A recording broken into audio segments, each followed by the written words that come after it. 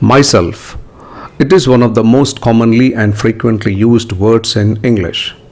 According to grammar, it is a pronoun. It functions in two ways, reflexive pronoun and emphatic pronoun.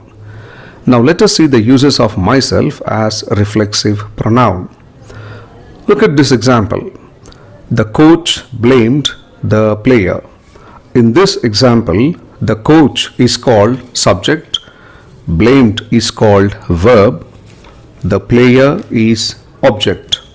Here, the subject and object are two different persons, whereas in this example, the coach blamed himself.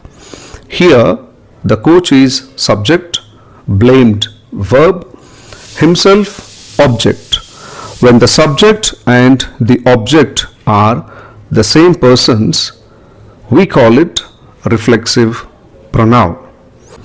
Now these are the examples of reflexive pronoun. I convinced myself. I enjoyed myself at the guest house. I will prepare myself to face the consequences. I will kill myself if you harass me like this. I denied myself the pleasure of eating tasty food. I injured myself while playing cricket. I'll introduce myself. I controlled myself though I was angry. I burned myself in the kitchen while cooking. I helped myself at the dining table. I blame myself for the accident.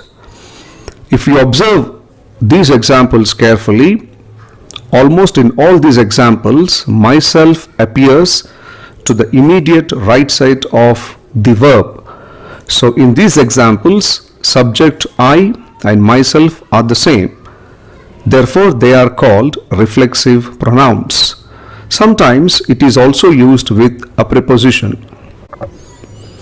I have bought a new car for myself. I purchased a flat for myself.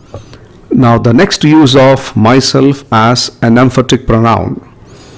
Emphatic meaning stress. It is also called emphasis. When we put some stress or emphasis on the subject, we use it as an emphatic pronoun. In most of the cases, myself appears immediately to the right side of subject. These are the examples. I myself saw you coming late. I myself don't know the answer. How can I help you? I myself have seen the leader jumping the traffic signal. I want to clean the car myself. I don't want your help. I will wash it myself. You need not help me. I can take care of the whole business myself. I myself went to the airport to receive the relatives. I could do it myself. I myself did not believe it.